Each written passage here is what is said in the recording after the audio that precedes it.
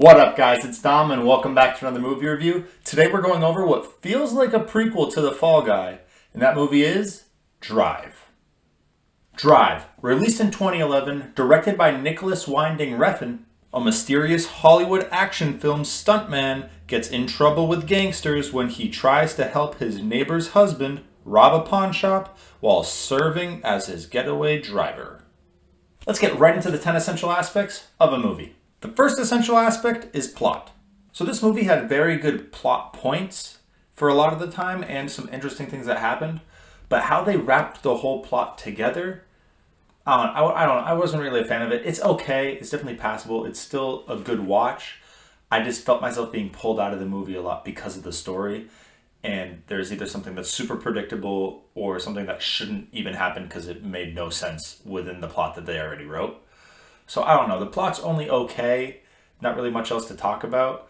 But what was interesting was the beginning was it really was pulling you in, and the actual getaway driver aspect of the whole movie.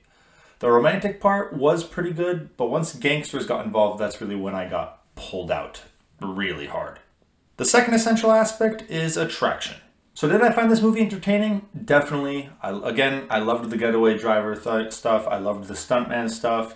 Even the romance I enjoyed.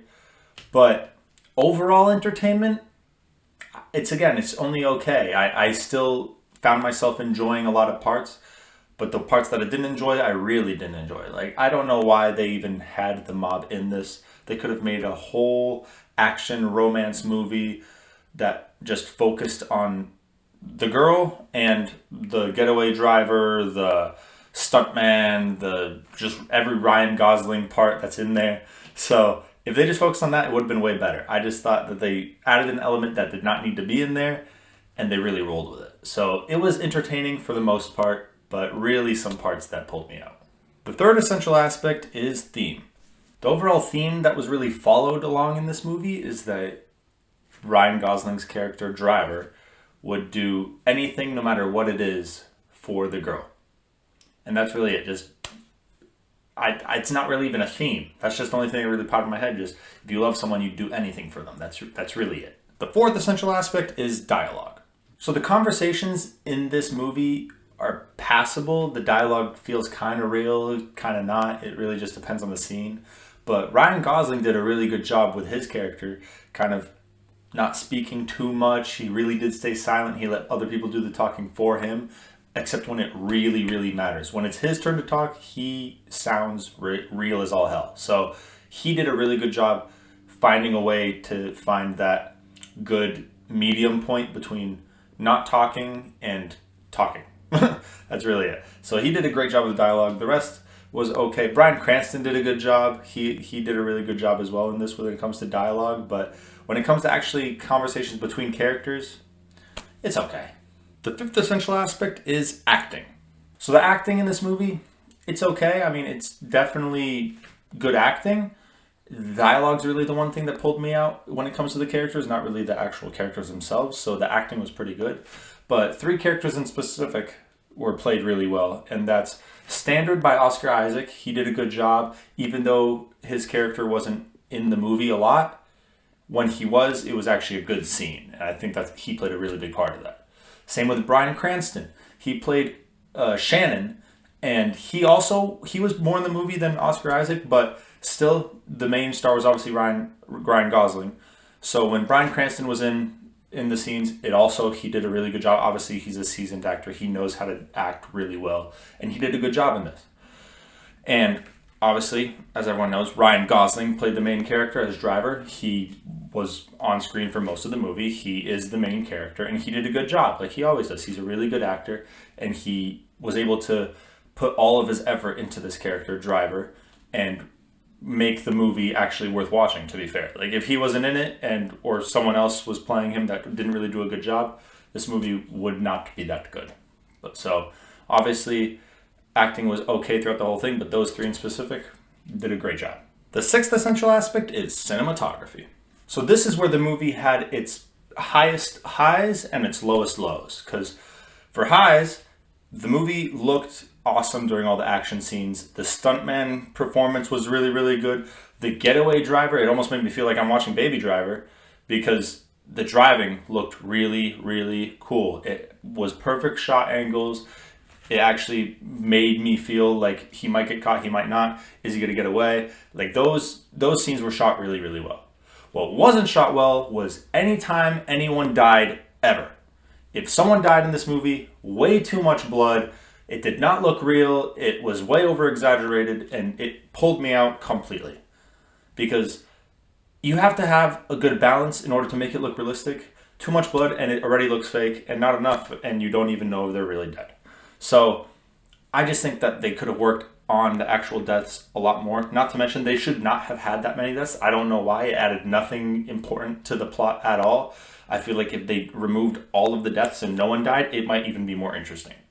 So I don't know. They just have stuff to work on and stuff that they did perfectly. It's really middle of the road. The seventh essential aspect is editing. So Driver is 1 hour and 40 minutes long, and I think that's honestly a pretty good length. It's long enough to wrap up the story and the plot for what it was, to wrap it up nicely and have an ending that at least makes sense. Even if it wasn't the best ending, it still did make sense. And it wasn't so long that I was banging my head against the wall waiting for it to end. I really think that they chose a good middle ground there. It could have been slightly shorter, could have been slightly longer, and it still would have worked, but I did think they found the perfect time to stop this movie. The eighth essential aspect is soundtrack. Now, this movie did have a really good soundtrack. All the song choices in the movie made sense to fit the scene. It made me get more into the movie, especially at the beginning, at the end. The way that they played out those scenes with the soundtrack included was really, really good. That was definitely the best part of the soundtrack. But overall, this whole movie did have a really good soundtrack. The ninth essential aspect is directing. So the director of this movie was Nicholas Winding Refn, and it was his job to take these previous 8 essential aspects, put them together to make a movie that's worth watching. I think the movie is definitely worth watching. If you enjoy this kind of stuff, you'll definitely want to watch it. Personally, I would rewatch it again. Of course, now I'm going to be really aware of how fake those scenes are, and that will pull me out, and I'll know I'll be pulled out a lot, but the main premise of the story is at least interesting enough where I'd want to rewatch it. So I definitely would say that it could be a lot better, but it's definitely still worth watching. And he had experience with 7 previous movies, and they were Pusher, Bleeder, Fear X, Pusher 2, Pusher 3, Brunson, and Valhalla Rising. I've seen none of those movies. Clearly, if there's 3 different Pushers, it must be good enough that I should watch it. So let me know in the comments if you do want me to review those movies, because I've never seen them. I've never even heard of them. But either way, yeah, I haven't seen any of these movies, so I don't really know how to compare it to this one. But based off of this one, probably middle of the road. I mean, this one's probably slightly above average because the acting's still good in it. But yeah, I would say very middle of the road.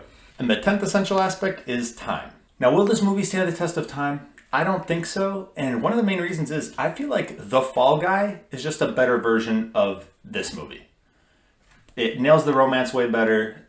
The cinematography is way better in The Fall Guy. Honestly, I feel like the acting's even better. So it's just better in every way with the same actor, same premise. So I don't know. I feel like Drive is definitely not going to stand the test of time because there's already a movie that probably will that's better than it. That's literally the same movie. So, sorry, I don't think it will. Now, onto the reviews. So I don't know where these reviews came from because it kind of took me by surprise. Rotten Tomatoes critics gave it a 93%. Rotten Tomatoes audience gave it a 79%. And IMDb gave it a 78%.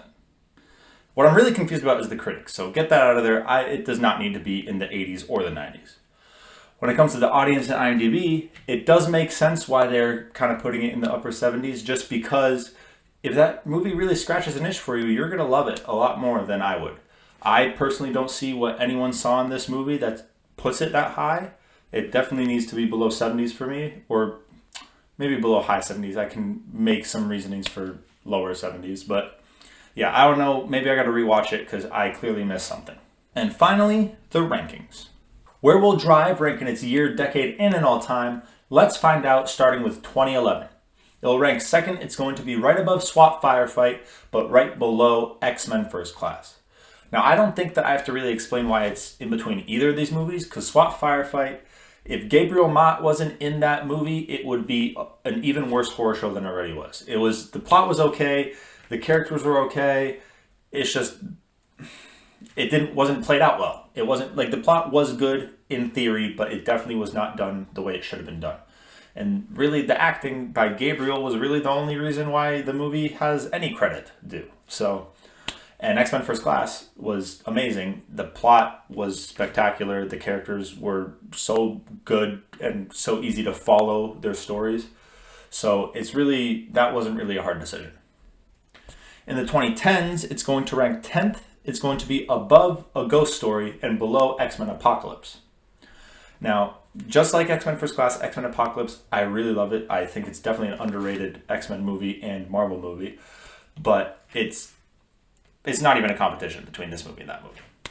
And it's above A Ghost Story because I think the way that The Ghost Story is shot and the cinematography, I think was honestly better than Drive. But everything else, this movie definitely takes. Because for a lot of A Ghost Story, I was confused and didn't really understand what happened. On a second watch, it would definitely be a lot more interesting. But I don't know. Just as the movie stands in itself, I would definitely much rather watch Drive again than A Ghost Story. And in all time, it's going to be 16th above A Ghost Story and below X2. Now, I'm not going to explain again why it's above A Ghost Story, because it's for the same reasons it was above it in 2010s. But it's definitely below X2, and by not as much as I'd think, but definitely it was still an easy decision because the characters were done really, really well in X2. The plot was awesome, and just the movie itself was very fun to watch, and I was never pulled out. While in Drive, I was getting pulled out all the time, left and right, just because of unnecessary mob boss stuff, just fake blood and bad timing for deaths. And the movie has some work done, but X2 definitely does not. So that's why it wasn't a hard decision.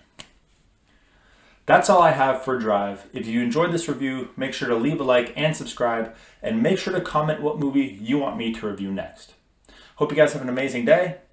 Peace out.